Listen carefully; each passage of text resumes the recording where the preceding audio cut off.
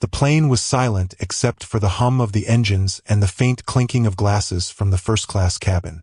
Passengers were settled in their plush seats, some watching movies, some sleeping. Then it happened.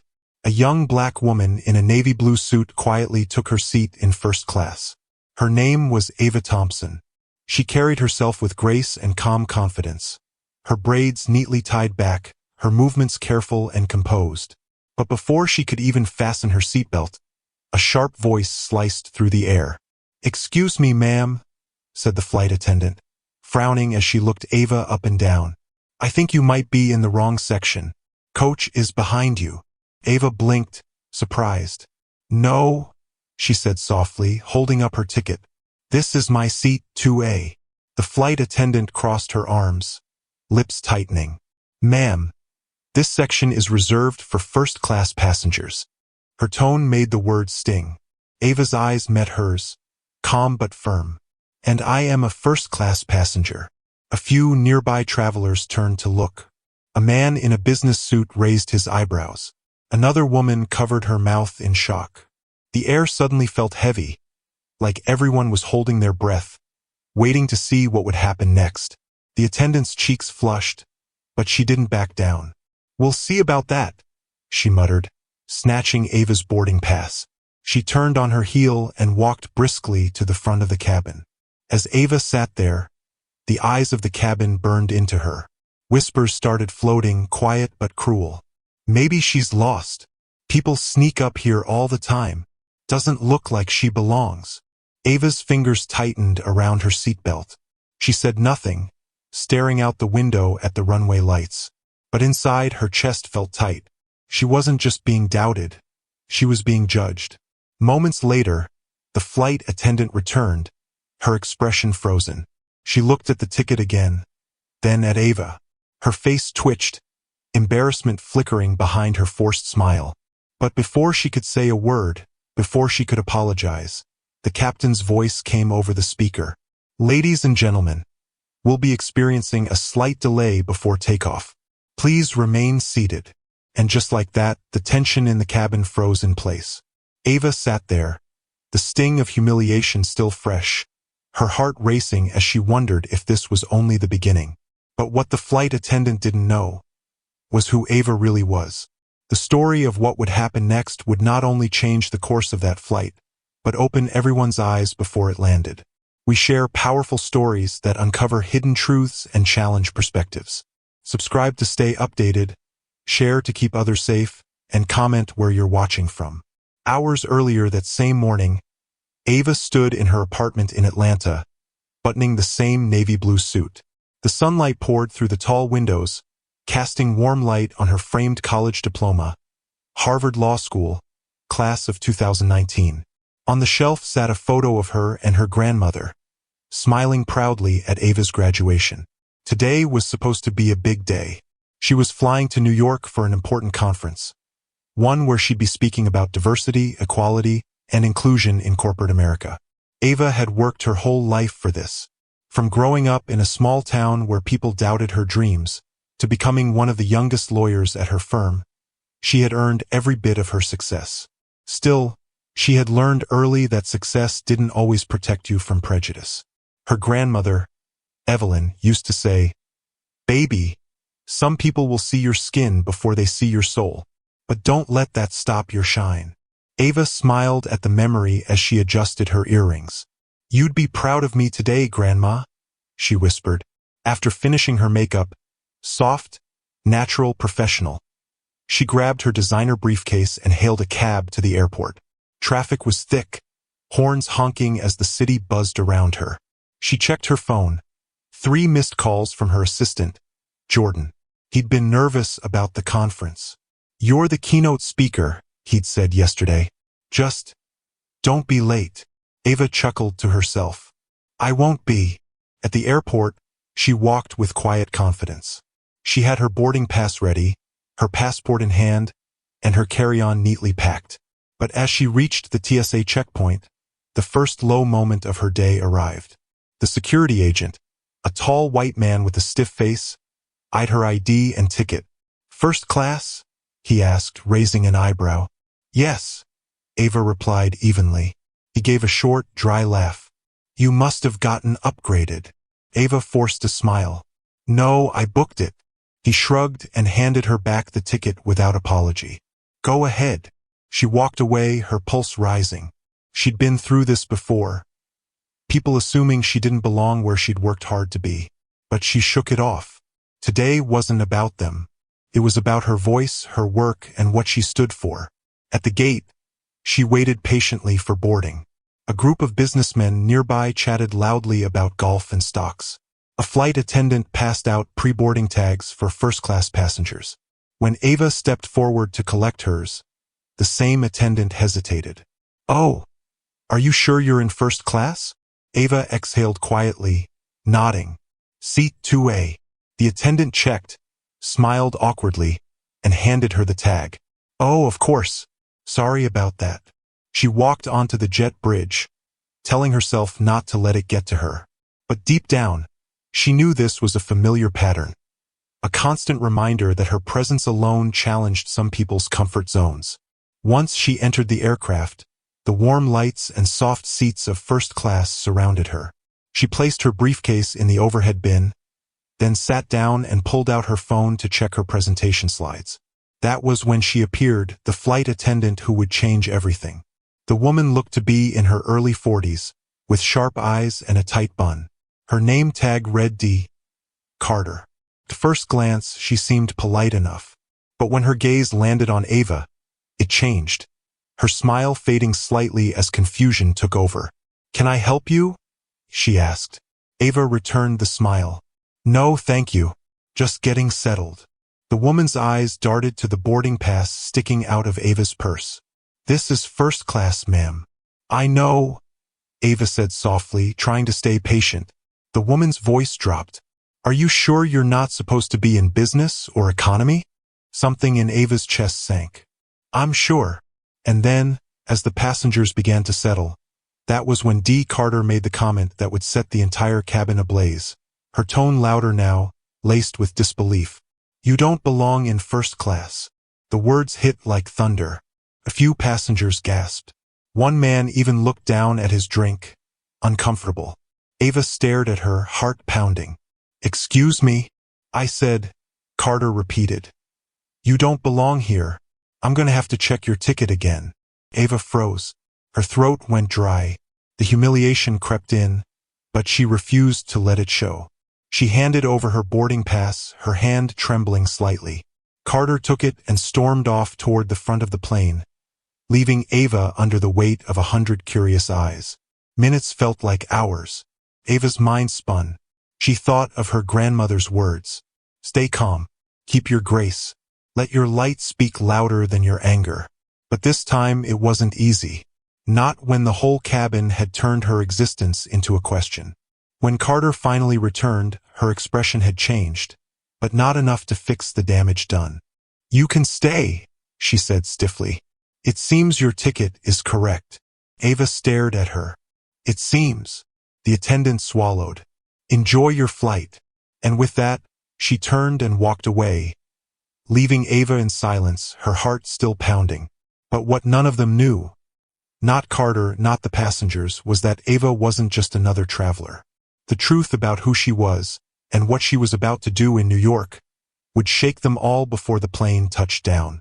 The day had barely begun, but it was already clear. This flight would be one no one would ever forget.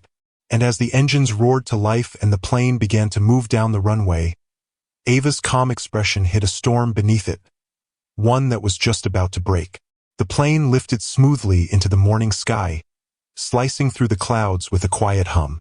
The seatbelt light flickered off, and passengers began to relax, pulling out books, ordering drinks, and whispering small talk over the soft hum of the engines.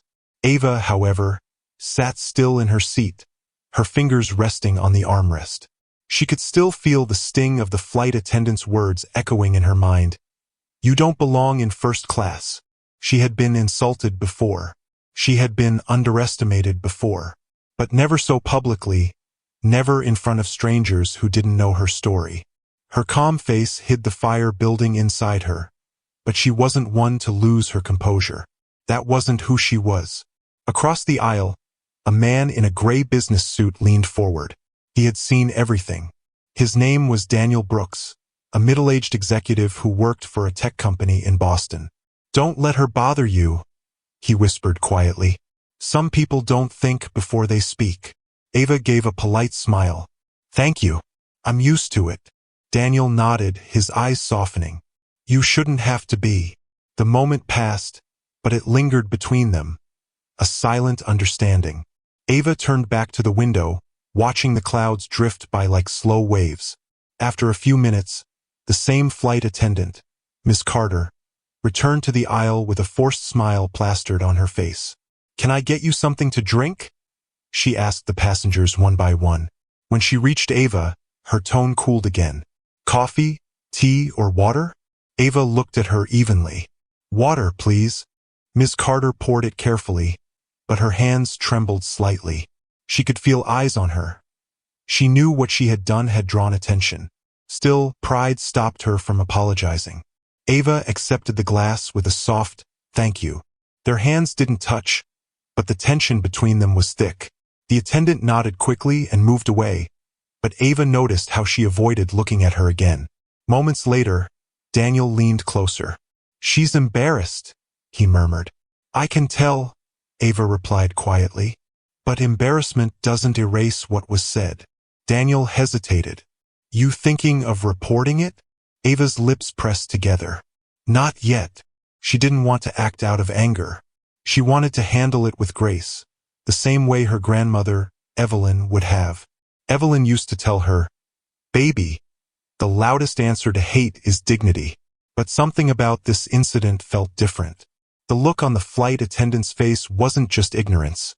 It was disgust, as if Ava's presence had offended her. Meanwhile, in the galley at the front of the plane, Miss Carter leaned against the counter, exhaling deeply. Her younger coworker, Jenna, glanced at her nervously. "You okay?" Jenna asked. "I just—" Carter paused, looking over her shoulder toward first class. "That woman in 2A, I thought she was in the wrong seat." Jenna frowned. "You thought or you assumed?" Carter froze for a moment. "What are you trying to say?" Jenna gave a half shrug. "Nothing. Just be careful. The captain doesn't like complaints." Carter sighed. She wasn't a bad person. At least that's what she told herself. But the image of Ava's calm, confident face haunted her. There was something about that woman that made her feel small.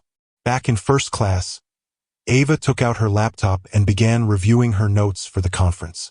Her presentation was titled "Breaking Barriers: The Power of Representation." It felt ironic now. Here she was, living the very lesson she planned to teach. Her speech opened with the line, "You don't have to prove your worth to people who can't see it." She smiled faintly. Maybe today was fate's way of reminding her why her work mattered. An hour passed. The seatbelt sign blinked on again as the plane hit mild turbulence. Passengers straightened up. A jolt shook the cabin, and a few nervous murmurs followed. Carter came down the aisle, checking that everyone was seated. When she reached Ava's row, the plane gave another sharp shake. Carter lost her footing slightly, and her tray of drinks wobbled. Ava instinctively reached out, steadying the tray before it spilled. "Careful," Ava said softly. Carter froze, surprised that the woman she had insulted was the one who helped her. "Thank you," she muttered quickly, her voice low. Ava gave a small nod and returned her focus to her laptop. Carter walked away, her heart beating faster than before. For the first time, guilt began to seep through her pride. The turbulence passed after a few minutes, and things returned to calm. A faint chime sounded as the seatbelt sign turned off again. Carter returned to her duties, but her thoughts lingered on Ava. Then came the announcement. "Ladies and gentlemen, we'll be beginning our meal service shortly. Please make sure your trays are clear." Carter and Jenna began serving meals, steak or chicken for first-class passengers. When Carter reached Ava's seat, she hesitated again. "Your meal, ma'am," she said quietly. Ava looked up. "Thank you." Carter hesitated again, her lips parting as if she wanted to say something more. But before she could, A man behind Ava suddenly stood up and shouted, "Hey, my bag is gone." The cabin went silent. Ava turned her head slightly. The man, clearly upset, pointed toward the overhead compartment. "It was right there. Someone took my briefcase." Carter hurried over. "Sir, please calm down. I'll check with the crew." The man was red-faced, breathing hard. "That case has company documents worth thousands of dollars. I put it right above her seat." He pointed straight at Ava. All eyes turned again. Ava blinked, confused. "Excuse me? You heard me?" The man snapped. "I saw you put something up there when you came in." Ava's chest tightened. "That's my briefcase," she said, her voice steady. "You're welcome to look." Carter hesitated, glancing between them. "Ma'am," she said carefully to Ava, "would you mind showing what's in your bag?" Ava froze, disbelief washing over her. "You think I stole his bag?" "It's just procedure," Carter said quickly. "We have to be fair." Daniel stood up from across the aisle. "This is ridiculous. She hasn't even moved from her seat." But the man wouldn't back down. "I just want to see it." Ava took a slow breath, her heart pounding. Every instinct in her screamed to stand her ground, but every eye in first class was on her again. Slowly, she reached up and pulled her black briefcase from the overhead bin. She opened it calmly, revealing her laptop, documents, and folders, all neatly arranged. "See?" she said, her tone cold but controlled. The man frowned, then looked back toward the front. "Then where's mine?" At that exact moment, Jenna called out from 2 rows ahead. "Sir, is this it? It looks like someone put it in the wrong bin." She held up a dark leather case. The man blinked, his anger fading. "Yes, that's mine." The cabin fell silent. Carter's face went pale. Ava closed her briefcase quietly, not saying another word. She sat back down, but the humiliation hung heavy in the air. The man mumbled something like, "Sorry," but his voice was small. Carter opened her mouth to apologize too, but Ava raised a hand slightly. "Please, just do your job." Her voice was calm, but her eyes carried something deeper, a quiet strength that made even Carter step back. As Carter turned away, guilt gnawed at her chest. She had made 2 terrible assumptions today, and both were wrong. But she didn't yet know who she had just underestimated, or what Ava was about to reveal once this flight landed. The storm wasn't over. It was only beginning. The cabin lights dimmed slightly as the plane cruised above the clouds.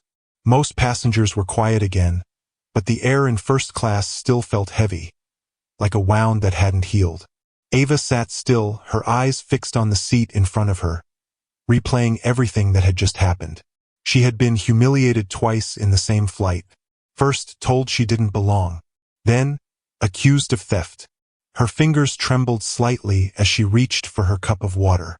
She took a slow sip, trying to calm her heartbeat. The man who had accused her, the one with the missing briefcase, sat a few rows behind her now, pretending to read a newspaper. He hadn't properly apologized. Just a half-hearted sorry that sounded more like relief than regret. And the flight attendant, Miss Carter, hadn't said another word to her since. She avoided Ava's gaze each time she passed through the aisle. Ava's phone buzzed softly with a message from her assistant, Jordan. "Jordan, just checking in. Hope your flight's smooth. The press team in New York can't wait to meet you." Ava sighed. "Smooth?" She typed back. "Ava, it's been eventful. I'll explain when I land." She slid her phone into her bag and leaned back, closing her eyes for a moment. Her grandmother's words echoed again. "Your peace is your power, baby. Never let anyone steal it." Ava smiled faintly. Grandma Evelyn had faced worse. Back in the 1960s, she'd been one of the first black women to attend a segregated college in Alabama. People had spat near her shoes, called her names, and once even tried to block her from walking into class. But she had stood tall through it all, finishing with honors. Ava whispered to herself, "If she could do that, I can handle this." She reached into her purse and pulled out a small silver locket, her grandmother's. Inside was a faded picture of Evelyn smiling, holding a young Ava in her lap. It was a reminder of where she came from and why she never gave up. Across the aisle, Daniel noticed her quiet reflection. He spoke softly, careful not to draw attention. "You handled that situation better than most people would have." Ava turned her head, smiling politely. "Losing your temper doesn't fix ignorance." Daniel nodded. "True. But sometimes silence is its own protest." Ava thought about that. "I suppose it is. I just hate how normal this feels. Like I've trained myself to expect it." He frowned. "You shouldn't have to." Their conversation was cut short when the captain's voice came through the speakers again. "Ladies and gentlemen, we've hit a pocket of bad weather ahead, so please fasten your seatbelts. We'll be experiencing some turbulence for a while." The seatbelt sign blinked on, and the plane dipped slightly. A few gasps filled the cabin. Ava gripped her armrest, feeling her stomach twist as the plane jolted again. Miss Carter hurried down the aisle, checking on passengers. Her voice was calm and professional, but her eyes flicked nervously toward the windows where lightning flashed faintly in the distance. "Everything's fine," she said to a nervous elderly woman. "Just a few bumps." Ava took slow breaths, steadying herself. She wasn't scared of flying, but turbulence always made her uneasy. A loud crack of thunder echoed outside, and the plane shook harder this time. Someone screamed from the back. The overhead bins rattled, and a few cups rolled off the service trays. Carter grabbed a seat for balance, while Jenna hurried to secure the cabin. "Everyone please remain seated." Ava held her locket tightly in one hand, her knuckles pale. The lights flickered once, then steadied. For the next 10 minutes, the plane rocked and dipped, but gradually, it began to even out again. The captain came back on the speaker. "We're through the worst of it, folks. Should be smooth for the rest of the flight." Relieved murmurs spread through the cabin. Ava exhaled, finally unclenching her hands. She glanced at Daniel, who gave her a small smile. "You okay?" "I think so," she said. "That was rough." "Yeah, but you stayed calm." "Impressive." She chuckled softly. "I'm a lawyer. Calm is my default." The tension in the cabin slowly eased. The attendants began picking up spilled cups and trays. But when Carter reached Ava's seat, something shifted in her face. Something almost human. "You all right?" Carter asked quietly. Ava looked up, surprised by her tone. It was the first time the woman had spoken to her without that sharp edge. "Yes, thank you." Carter nodded once, then moved on. But for a brief second, Ava saw something in her eyes. Regret. Still, Ava wasn't ready to forgive. Not yet. She leaned her head back, closing her eyes again, letting the steady hum of the engines soothe her nerves. Meanwhile, at the back of the plane, Miss Carter stood by the galley, lost in thought. Jenna noticed. "You've been quiet," she said. Carter sighed. "I think I messed up earlier." "With that woman?" Jenna asked gently. "Yeah, I shouldn't have said what I said. I didn't even realize how it sounded until I heard myself." Jenna nodded. "Then apologize." Carter frowned. "It's not that simple." "Why not?" Carter hesitated. "Because I don't think she'd accept it." Jenna crossed her arms. "Maybe not, but it's still the right thing to do." Carter looked toward the front of the plane, where Ava sat quietly by the window. She sighed again. "You're right." Another hour passed. The clouds cleared, and sunlight flooded the cabin again. Passengers began stirring, some stretching, some chatting softly. The tension had cooled, but Ava could still feel the weight of everything that had happened. She opened her laptop once more and started typing her speech outline. But the more she wrote, the more her thoughts drifted back to the morning. The security agent, the flight attendant, the man with the briefcase. Each moment was like a small reminder of a bigger truth. No matter how high you climbed, some people would always see the color of your skin before your accomplishments. But she wasn't going to let that define her. Not now, not ever. Her laptop screen glowed softly as she typed. "Kindness isn't weakness. It's a mirror that reveals who people really are." She read the line again, smiled faintly, and saved her document. That was when she noticed Carter approaching again. Slowly this time, with no tray, no clipboard. just her hands clasped nervously in front of her. "Ms. Thompson." Ava looked up. "Yes." The flight attendant swallowed hard.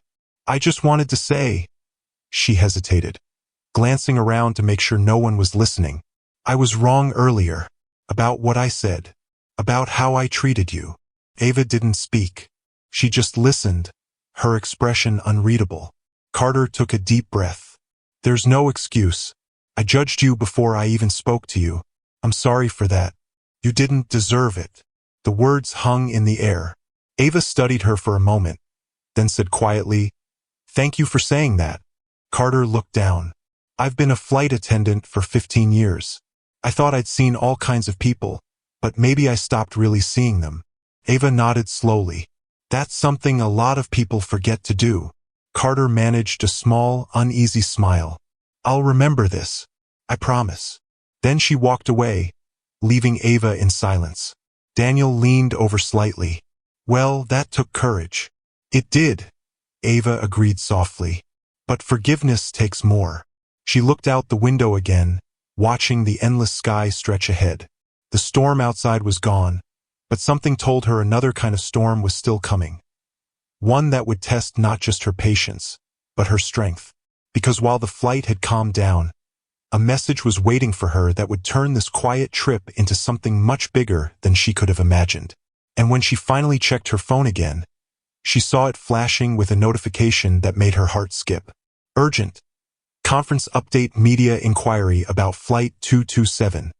Her brows furrowed. Media inquiry? About this flight? Something was happening. Something she didn't understand yet. And the truth waiting on the ground would make everything that happened in the sky look small in comparison. If you're enjoying this story, please subscribe to the channel. Your support keeps us motivated and reminds us that our stories are making a difference in people's lives. The airplane began its slow descent toward New York, the skyline still far in the distance, but glowing faintly through the clouds. The cabin lights brightened, and passengers started preparing for landing, buckling seatbelts, stowing laptops, and adjusting their seats upright. But for Ava, everything suddenly felt like it had shifted. That single line on her phone, media inquiry about Flight 227, replayed in her mind over and over. Her stomach tightened. How could anyone know? She hadn't told anyone about what happened on the flight. She hadn't posted anything. So how had it reached the media already? She frowned and opened the message fully. It was from her assistant, Jordan. "Jordan, Ava, call me the moment you land. Someone on your flight has been live tweeting what happened. It's blowing up online." Her eyes widened slightly. She scrolled further. Attached was a screenshot of a post that read, "Can't believe what I just witnessed. A black woman in first class got told she didn't belong by the flight attendant. Unbelievable. Everyone saw it. Hashtag Flight 227 hashtag discrimination in the sky." The post already had thousands of shares and comments. Ava's heart sank. She hadn't wanted attention. She hadn't wanted to become that story, the woman humiliated on a plane. But it was too late. The world was already watching. Daniel noticed her expression. "You okay?" he asked softly. Ava hesitated, then turned her phone toward him. He read the post and shook his head. "Wow, someone really put that out there." "Yes," Ava said quietly. "Now everyone knows." Daniel looked sympathetic. "Maybe it's a good thing. People should see what still happens." Ava sighed. "Maybe, but I don't want to be reduced to a headline." She turned off her phone and slipped it back into her bag, her mind racing. She was supposed to arrive in New York with grace and focus, ready to inspire others at her conference. Instead, she'd be stepping off this plane into a storm she didn't create. As the plane continued its descent, the captain's voice came over the speakers. "Ladies and gentlemen, we'll be landing shortly at JFK Airport. Please fasten your seatbelts and prepare for arrival." The attendants moved down the aisles for final checks. Carter's steps were slower than before. She felt the weight of the morning pressing on her chest. She glanced toward Ava but didn't dare speak again. She didn't know that her actions had already made their way across social media. Ava looked out the window as the city below came into view. Rows of tiny buildings, highways weaving like veins through the land. But she couldn't enjoy it. Her thoughts were spinning. If the press is waiting, what will they ask? How should I respond? She wasn't just a random passenger. She was a keynote speaker for a national conference on diversity and inclusion. The irony of it all stung. The plane finally touched down with a smooth bump. A soft cheer rippled through the cabin. As they taxied toward the gate, phones lit up everywhere. Passengers checking messages and news updates. A few glanced at Ava, then quickly looked away, as if realizing something. Someone whispered behind her, "That's her. The woman from the tweet." Ava stiffened. She could feel the eyes again, the quiet curiosity of strangers. When the plane stopped and the seatbelt sign clicked off, everyone stood up quickly, reaching for their bags. Ava stayed seated for a moment, letting the aisle clear. She didn't want to rush into another crowd. Carter approached slowly, wringing her hands. "Ms. Thompson," she began, her voice low. "I just wanted to say again, I really am sorry. I didn't know." Ava looked up, her expression calm but weary. "I know." Carter hesitated, unsure what else to say. "I hope you'll have a better day ahead." Ava gave a polite nod. "I intend to." Then she stood, collected her briefcase, and walked out of the cabin. As she stepped into the jet bridge, the familiar rush of airport air hit her, cool, sharp, filled with the distant hum of people and machines. But just ahead, through the glass doors, she could already see it. A small crowd gathered near the arrival gate, some holding phones, some holding cameras. Her heart sank again. They're already here. She straightened her shoulders, reminding herself to breathe. She had faced courtrooms full of skeptical faces before. This was no different. A man from the airline's ground staff approached her quickly. "Ms. Thompson? I'm with passenger relations. Could we have a word before you exit?" Ava frowned. "What's this about?" He lowered his voice. "There's been media attention about something that happened on board. Our corporate office wants to make sure you're okay before you leave." Her eyes narrowed slightly. "And to protect themselves, I assume." He hesitated. "We just want to resolve this properly."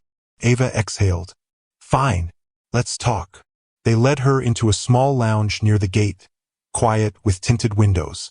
A woman in a gray suit waited inside, clearly an airline representative. Her name badge read M.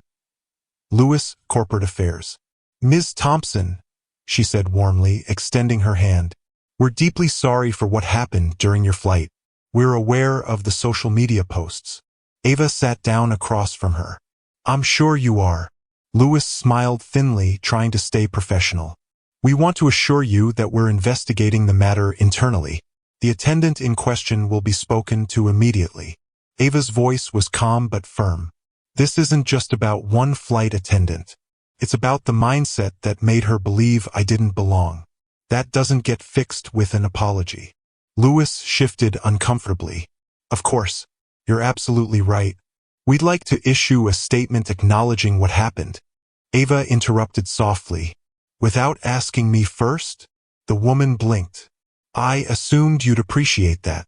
Ava leaned forward slightly. "I appreciate accountability, not damage control." For a moment, silence hung between them. Lewis nodded slowly. "Understood." Ava stood. "If I decide to speak on this, it'll be in my own way. Not as your passenger, but as a professional woman who's tired of being told she doesn't belong." Lewis hesitated, then said quietly, "We respect that." Ava gathered her things and left the lounge. As soon as she stepped into the main terminal, a few reporters spotted her. Microphones lifted, cameras flashed. "Ms. Thompson, is it true you were discriminated against on Flight 227? Do you plan to take legal action?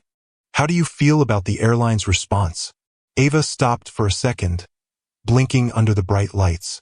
For a moment, she considered walking past without saying a word. But then, something in her shifted. She turned to face the cameras. Her voice was steady, her tone clear. "I'm not here to shame anyone," she began. "But yes, what happened on that flight was wrong. And not just because it happened to me, but because it still happens to too many people every day." The crowd quieted. I bought that ticket like everyone else. I worked hard for it. Yet I was told I didn't belong, simply because of how I look. That's not just poor service. That's prejudice. And it needs to change. For a brief second, the terminal fell silent except for the soft clicks of cameras. Then she nodded once and walked away, leaving the reporters behind. Her assistant, Jordan, was waiting just outside the arrival doors, looking worried. "Ava," he called, hurrying over. "I saw everything online. Are you okay?" "I will be," she said. "But we need to prepare for the conference. Looks like I've got a bigger audience than I expected." Jordan frowned. "You sure you want to speak now? Everyone's going to be talking about this." Ava smiled faintly. "That's exactly why I should speak." As they walked toward the car waiting outside, Ava could feel the weight of the moment settling on her shoulders. She didn't ask to become a symbol, but maybe, just maybe, this was her chance to turn humiliation into purpose. Behind her, the news was already spreading across every screen. Prominent lawyer faces racial bias on Flight 227. Airline under fire after discrimination allegation. Ava Thompson responds with grace and strength. And somewhere inside that same airport, Flight Attendant D. Carter sat alone in the crew lounge, staring at her phone as the headlines appeared. Her hands trembled as she whispered to herself, "What have I done?" The conference hall shimmered with light and elegance. Tall glass walls allowed the late morning sun to pour in, reflecting off the polished marble floors. Attendees from across the country filled the space. Executives, educators, policymakers, and journalists, all gathered for the National Diversity and Inclusion Forum. Ava stood backstage, her palms pressed together, breathing slowly. Her speech had been planned for months, carefully structured to inspire leaders about inclusion in the workplace. But now everything felt different. Her phone buzzed again. Jordan had sent her a link. #Flight 227 trends for second day in a row. Video of the incident surfaces. Ava clicked it. The video was grainy, recorded from a passenger's phone. It showed Carter standing in front of Ava, arms crossed, saying something inaudible, then Ava responding calmly but visibly hurt. The clip ended abruptly, but the caption beneath it said enough. "Even professionals aren't safe from discrimination. #Ava Thompson, #Flight 227". The comments were flooding in, some supportive, others skeptical. She handled that with class. These stories are why we need change. People exaggerate everything these days. Maybe the attendant was just doing her job. Ava exhaled deeply. This wasn't what she wanted the world to see her for. Yet now, her face was the symbol of the very issue she had come to discuss. "Ms. Thompson," a stage coordinator said softly, "You're on in 5. Ava nodded. She adjusted the lapel microphone on her blazer and looked at herself in the mirror one last time. Her reflection was calm, composed, but behind her eyes was fire. "Jordan," she said quietly, "scrap the original opening." He blinked. "You're changing it?" "Yes. It's time to talk about what just happened." Jordan hesitated, then nodded. "Go for it." As Ava stepped onto the stage, the crowd applauded politely. Cameras from local news outlets turned toward her. Her name appeared in bold on the giant screen behind her. Ava Thompson, keynote speaker. Building Bridges in Modern America. She approached the podium, her heels clicking against the stage floor. The murmuring died down. She took a slow breath and began. "Good morning," she said, her voice calm but steady. "I was going to begin this speech with a story about mentorship and opportunity. But something happened yesterday that I can't ignore." A ripple of silence passed through the audience. She could feel their attention tighten. "I was on Flight 227, she continued. "And during that flight I was told by a flight attendant that I didn't belong in first class." Whispers spread across the room. Some people already knew. Others were hearing it for the first time. Ava didn't flinch. "Now, I've faced worse things in my life. But that moment reminded me how quickly dignity can be questioned. How easily people assume where we do or don't belong." She paused, letting the words settle. "This isn't just about me. It's about every professional who's ever had to prove themselves twice over. Every young woman told she doesn't fit the image of success. Every person of color who's been made to feel like a guest in spaces they earned the right to enter. A few people in the audience nodded. Some clapped quietly. I could have ignored it, she said. I could have brushed it off. But silence has never changed anything. So, I stand here today not as a victim, but as a witness to a truth that still exists in plain sight. The applause grew louder now, genuine and strong. Cameras zoomed in. Ava straightened her posture. If we want diversity to be more than a word, she said, we must confront not just policies but perceptions. The quiet biases that whisper, you don't belong here. That's where real change begins. When she finished, the audience rose to their feet in applause. Some cheered.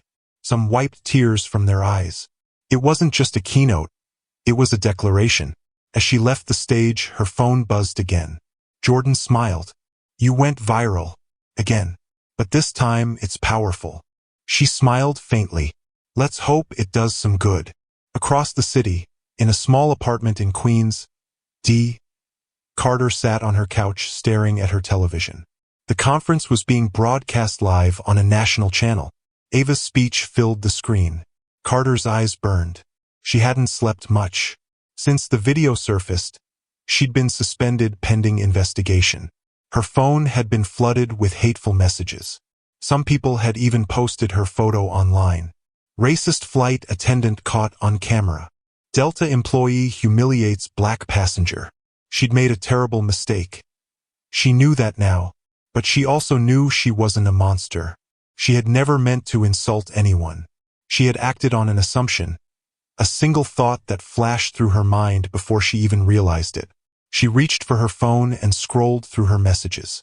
Her mother had texted, Danny, come home. Don't face this alone. She typed a reply but deleted it halfway. She couldn't face anyone yet. Not even her mother. When Ava's speech ended, Carter muted the TV. Tears filled her eyes as she whispered to herself, I ruined everything. For her. And for me. Later that evening, Ava sat in her hotel suite overlooking the city skyline. The air outside was cool and quiet. She could still feel the weight of the day pressing against her. But she also felt something new, resolve. Jordan knocked lightly on the door and stepped inside. You did it, he said softly. You turned a painful moment into something meaningful. Ava smiled faintly. That was the goal. He hesitated. There's something else. The flight attendant, Carter, issued a statement through her union.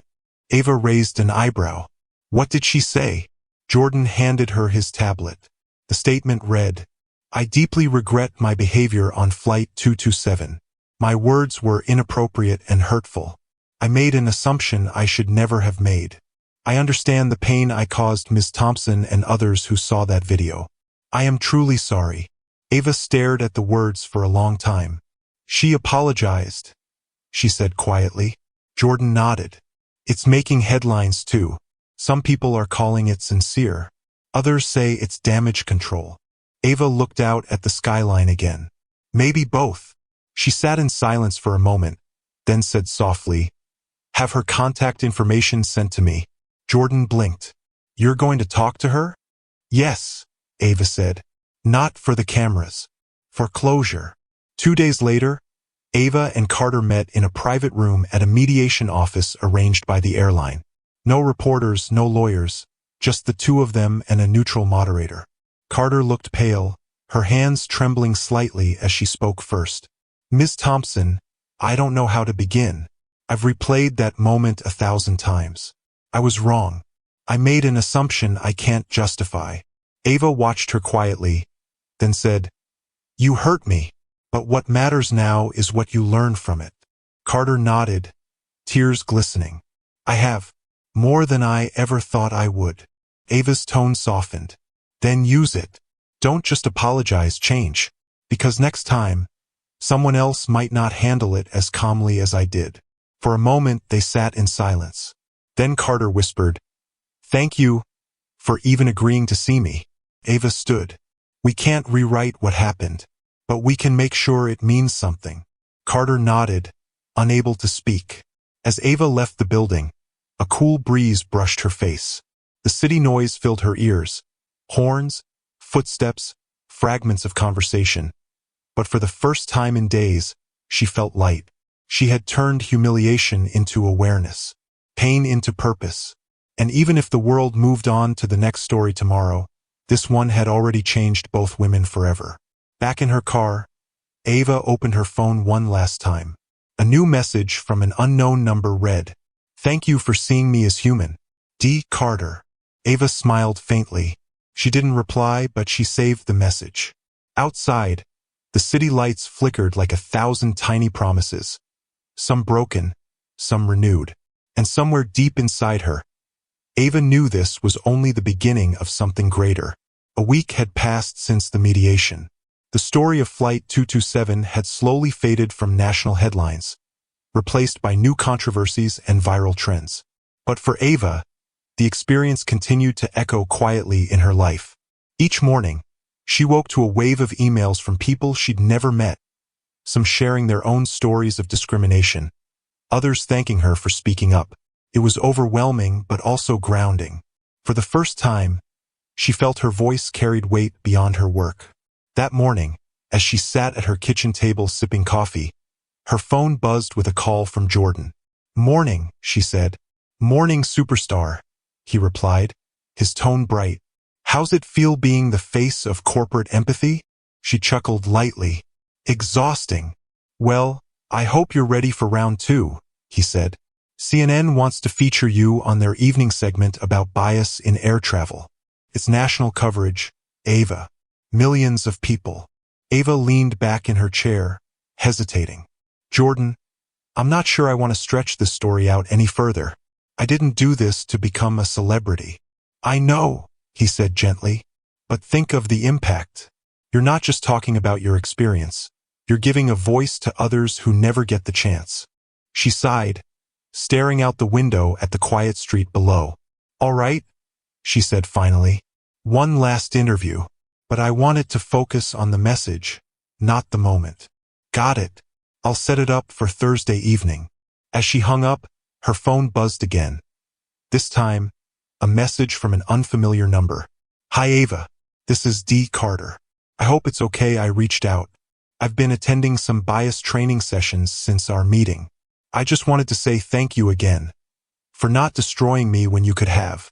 Ava stared at the text for a long moment. She hadn't expected to hear from Carter again.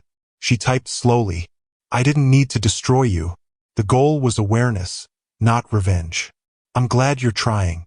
A few seconds later, Carter replied, "Trying is the least I can do. I lost my job, but maybe I can still make a difference somewhere else."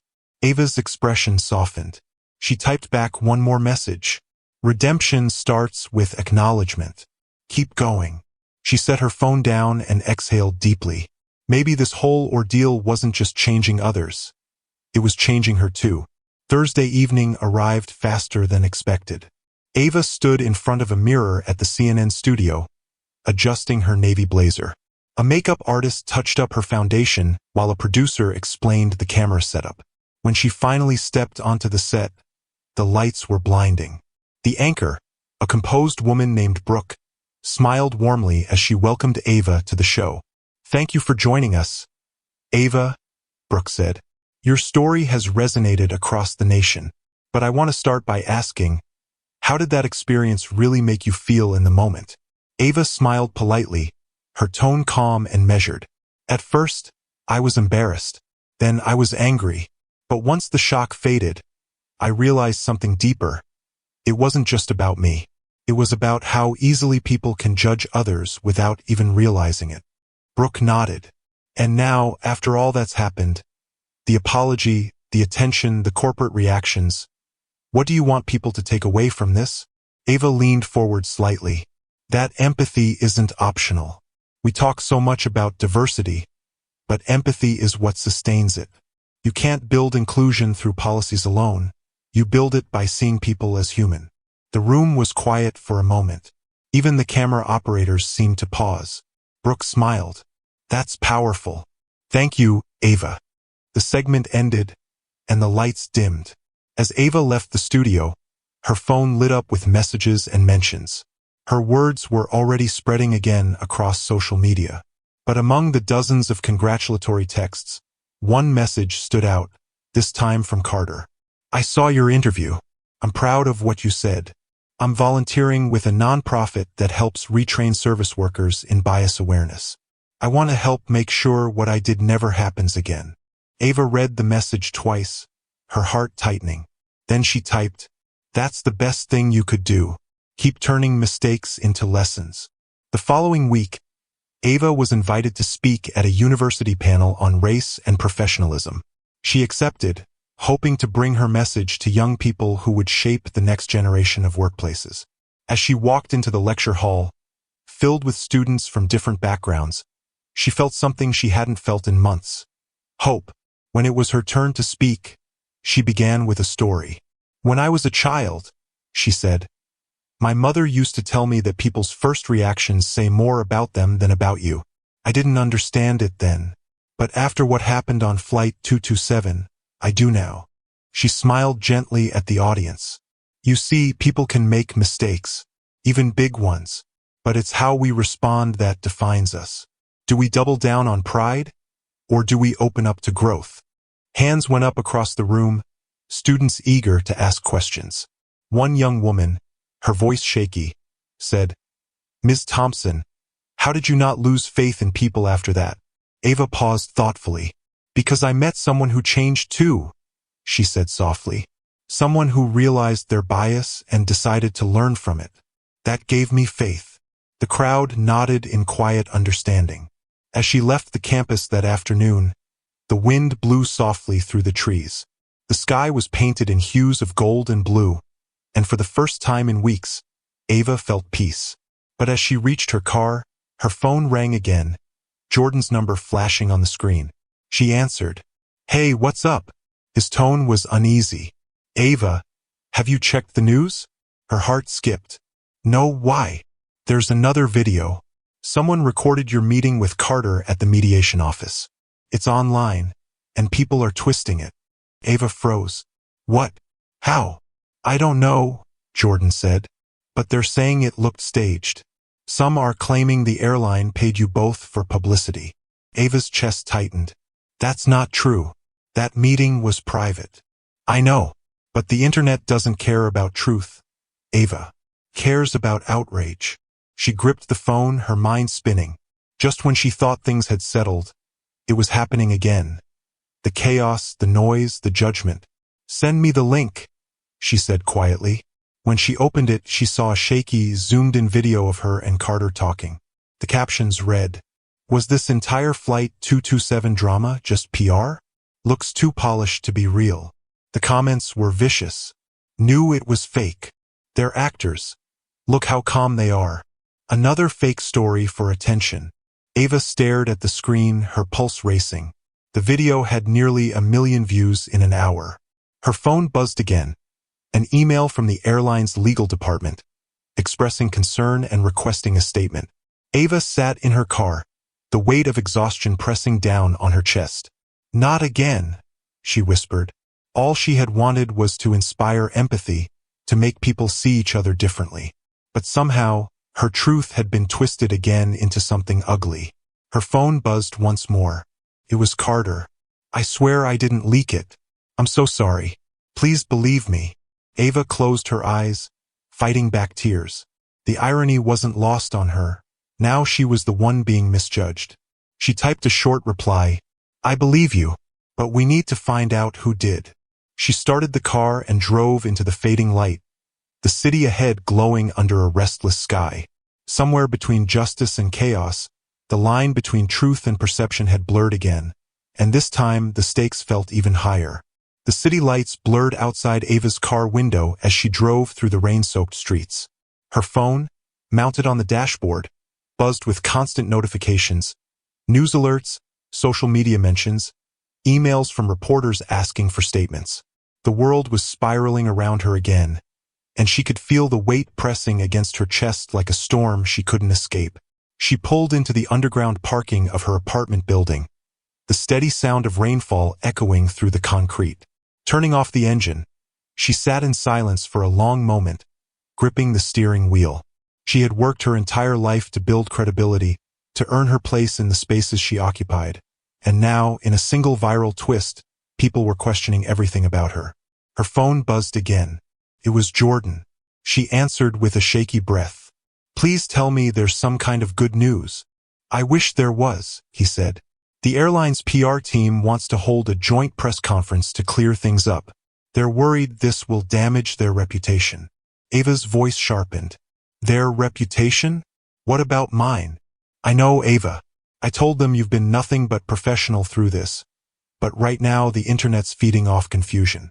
We need to act fast before this gets out of control." Ava leaned back against her seat, eyes closing. They invaded a private mediation. That was supposed to be confidential. Whoever recorded it broke the law. "Exactly," Jordan said. "We're trying to trace where the video came from. It was uploaded anonymously, but I've got a contact who specializes in digital tracking." Ava sighed, rubbing her temples. "Do what you have to. I'm done letting strangers tell my story for me." "Good," Jordan said firmly, "because you've got a platform most people don't. Let's use it right this time." The next morning, Ava woke up to more chaos. News anchors were dissecting the controversy. YouTube pundits were debating her motives, and online forums were flooded with speculation. The hashtag Flight 227 hoax had started trending overnight. Her inbox was overflowing with requests, some from journalists, others from people demanding proof that her story was real. The irony made her stomach turn. Then, amidst the noise, one email stood out. The subject line read, "I know who recorded the video." Ava hesitated, then clicked. "Ms. Thompson, I used to work for the airline's security department. Someone from the inside leaked that footage to a tabloid reporter in exchange for money. I can't reveal my name yet, but I can provide proof. Please respond if you want to know more." Her pulse quickened. She immediately forwarded the email to Jordan with the note, "Check this out. Might be real." Within an hour, he called back. "Ava, I looked into it. The sender used a masked email, but the metadata traces back to Atlanta, where the airline's headquarters are. This could be legit." "Do you think the airline's covering it up?" she asked. Jordan paused. "It's possible. They might have tried to manage the situation quietly, but someone inside decided to profit off the scandal." Ava's jaw tightened. "If that's true, they turned my pain into their payday." She grabbed her coat. "Set up a meeting with whoever's handling the investigation. I'm not waiting around while they bury the truth." Later that afternoon, Ava sat in a sleek conference room at the airline's headquarters. Across from her were two executives and a company lawyer. Their smiles were polite but strained. "Ms. Thompson," the lawyer began, "we're aware of the unauthorized video release. Let me assure you, the airline had no involvement." Ava folded her arms. "Then explain how footage from your security system ended up online." The lawyer exchanged a glance with the executives before replying, "We're still determining that, but I want to emphasize that we value your partnership and are willing to work together to restore your reputation." Ava frowned. "My reputation doesn't need restoring. The truth does." The room went quiet.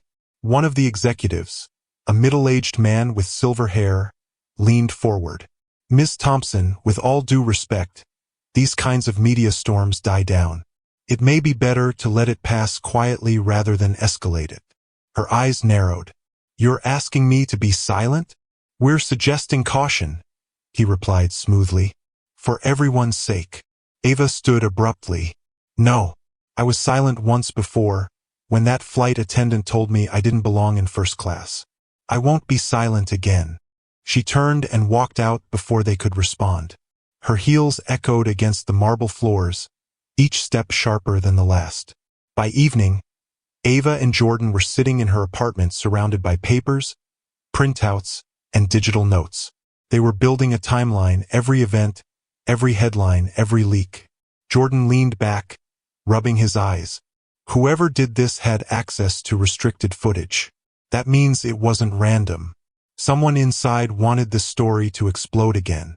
Ava looked at her laptop screen, where the video played silently on loop. She paused it on a single frame, her and Carter sitting across from each other, both calm, both trying to make peace. They took something human, Ava said softly, and turned it into entertainment. Jordan nodded grimly. And the more people argue, the more clicks they get. Ava glanced at him. Then we'll give them something better to click on, the truth. 2 days later, Ava announced she would host a live broadcast from her verified social media account. Her message was short but clear. No PR teams, no edits, no sponsors, just truth. Join me tonight at 8 p.m. By evening, over 100,000 people were waiting when she went live. Her face appeared on the screen, calm but resolute. I've watched my story be twisted again and again, she began. People said the flight never happened, that the meeting was staged, that I was paid to lie. But I'm here to tell you, it was all real. She paused, letting the words sink in. I didn't ask for any of this. I just wanted respect. I forgave the person who hurt me because that's what empathy demands. But somewhere along the line, truth got lost between headlines and hashtags. Her tone softened. To anyone who's ever been told they don't belong, don't let the world rewrite your story for you. Own it, speak it, and protect it. The chat flooded with supportive comments. People from across the country typed messages of encouragement, apologies, and thanks. When she ended the stream, Jordan called immediately. Ava, that was incredible. You just shut down every rumor in 10 minutes flat. Ava smiled faintly. Good. Maybe now we can finally move forward. But as she put down the phone, her computer chimed again. An email notification. The subject line froze her in place. You think it's over? It's not. The message had no sender name, no attachments, just a single line of text. You exposed the wrong people, Ava. Stop digging. A chill ran through her. She stared at the screen, heart pounding. Someone was still watching her. And this time, it wasn't just about her reputation. It was about something far bigger. The next morning, the plane began to stir with quiet movement. The faint sound of trays clinking and the scent of reheated breakfast filled the air. Passengers blinked sleep from their eyes as daylight peeked through the shades. Jordan opened her eyes slowly. For a moment, she forgot where she was. Then the soft hum of the engine reminded her. She was still on the flight to New York, still seated in first class, and still nursing the sting of the humiliation that had unfolded hours before. The flight attendant, Marissa, hadn't spoken to her since their confrontation. Every time she passed by, she avoided Jordan's gaze like the seat itself had turned invisible. The elderly woman beside Jordan, Mrs. Turner, smiled kindly when she noticed her awake. Good morning, dear. How did you sleep? Jordan rubbed her eyes. Not great, she admitted. My mind wouldn't stop replaying what happened. Mrs. Turner reached over, resting a gentle hand on hers. You held your head high. That's what matters. People reveal who they are when they think no one's watching. You didn't lose anything by being kind. Jordan nodded, but her chest still felt tight. She'd thought about complaining to the pilot or another crew member. But part of her didn't want to make a scene. She wanted dignity, not revenge. Still, a quiet voice inside her whispered, "This isn't over." Across the aisle, a few passengers had started whispering. Jordan didn't pay much attention until she caught her name. That's the woman, someone murmured. The one the attendant accused last night. Jordan's heart sank. So people had seen it. She turned her face toward the window, pretending not to notice. But soon, she heard a soft voice from behind her. Excuse me, ma'am? She turned. A young man in a navy suit leaned forward slightly. He looked to be in his late 20s with brown hair and kind eyes. I just wanted to say, I saw what happened last night. That wasn't right. You handled it better than most people would have. Jordan forced a small smile. Thank you. I'm used to things like that. But it still hurts. He nodded slowly. My name's Aaron. I work with a nonprofit that deals with racial discrimination in public services. If you ever want to talk about filing a formal complaint, I can help. Jordan blinked in surprise. You mean, like taking action against her? Aaron nodded. There are laws protecting passengers from discrimination. What happened to you was wrong. People like her don't learn until they're held accountable. Jordan glanced forward. Marissa was serving orange juice to the passengers in the first row, smiling brightly like nothing had ever happened. The two-faced professionalism made Jordan's stomach twist. I'll think about it, Jordan said quietly. Aaron handed her a card. No pressure, but don't let it go if it's eating at you. Jordan tucked the card into her purse, unsure what she would do. For the next hour, the cabin remained peaceful. Breakfast was served, the lights dimmed again, and most passengers returned to watching movies or reading. Jordan tried to distract herself with a romantic comedy, but her thoughts kept drifting back to that night. The way everyone stared. The way Marissa's voice dripped with disgust. You don't belong here. That sentence wouldn't leave her mind. Suddenly, a loud commotion broke the calm. A tray crashed near the galley, followed by a loud gasp. Jordan looked up to see Marissa gripping the edge of a seat, her face pale as paper. A passenger stood in front of her, an older man with salt and pepper hair and an expensive-looking watch. He looked furious. "What is your problem, young lady?" he shouted. "You've been rude since last night. I heard what you said to that woman." Every head turned toward them. Jordan froze, realizing he was referring to her. Marissa stammered. "Sir, please lower your voice." "I will not," he barked. "You embarrassed that woman in front of the entire cabin. She paid for her ticket just like the rest of us. How dare you treat her like she doesn't belong?" The passengers murmured, exchanging glances. Jordan felt her heart pound in her chest. The air felt thick. She wanted to disappear. Marissa's lip trembled as she tried to regain control. "Sir, I was just following protocol. I thought there was a mistake." "A mistake?" the man interrupted. "Or an assumption. Because from where I'm sitting, it looked like you made up your mind the moment you saw her skin color." Gasps rippled through the cabin. The man's voice carried through the quiet air like thunder. Marissa turned red. "That's not true." Mrs. Turner, who had been watching quietly, finally spoke up. Her voice, though gentle, cut through the tension like a blade. "I was sitting right here. I saw it all. You didn't question anyone else's ticket, just hers. I've flown first class for years, and I've never seen someone treated so poorly." The older man turned to Mrs. Turner. "Thank you, ma'am. People like her think they can get away with anything." Jordan's throat felt tight. The attention, the eyes, it was too much. "Please, it's fine," she said quickly, her voice shaky. "I just want to get through the flight." But Marissa looked like she was unraveling. "I didn't mean," she started, but her voice broke. At that moment, the head flight attendant appeared from the galley, alarmed by the noise. "What's going on here?" The older man crossed his arms. "Ask your employee. She insulted a paying passenger last night and made a fool of herself again just now." The senior attendant's face stiffened. She looked between Marissa, Jordan, and the rest of the cabin. "Marissa, is that true?" Marissa's mouth opened and closed, but no words came out. The entire plane was silent. Jordan's pulse hammered. She hadn't wanted this. Not like this. The head attendant exhaled. "We'll discuss this privately after landing," she said firmly. "Please, everyone, return to your seats. We don't want to disturb the other passengers."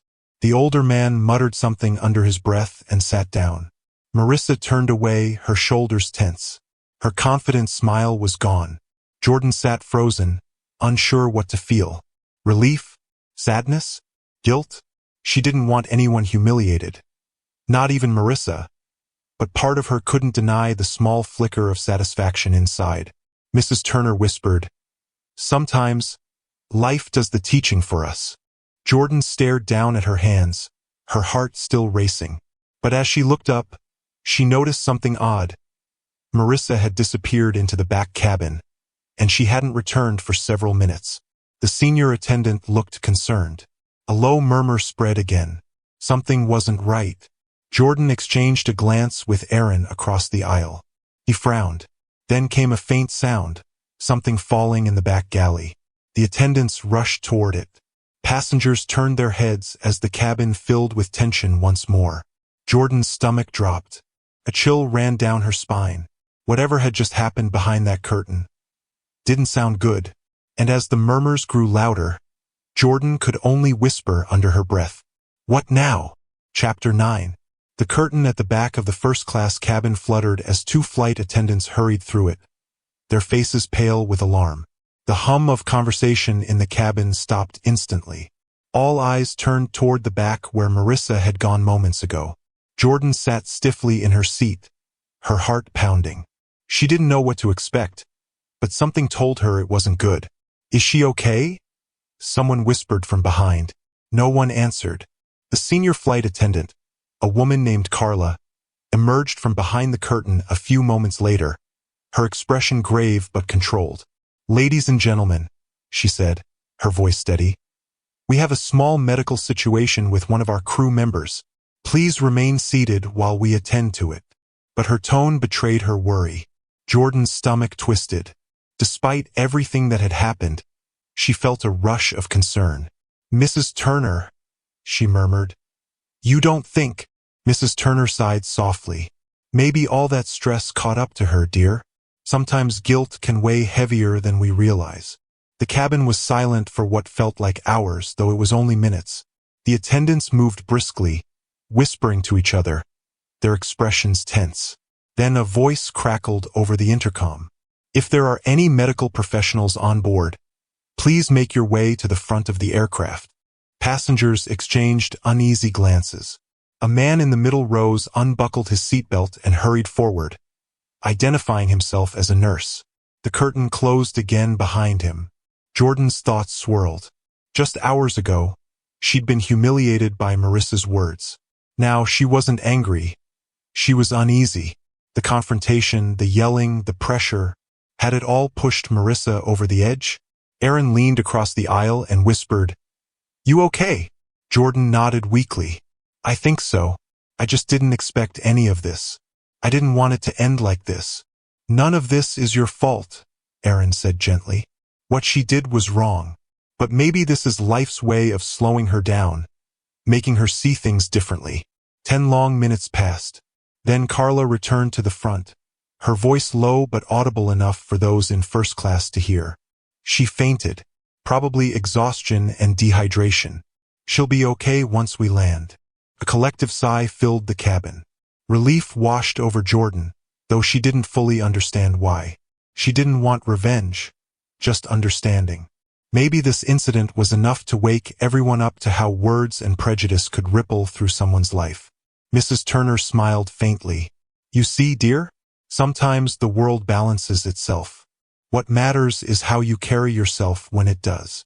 Jordan nodded, feeling her chest loosen for the first time since boarding the plane. The hours that followed were quiet.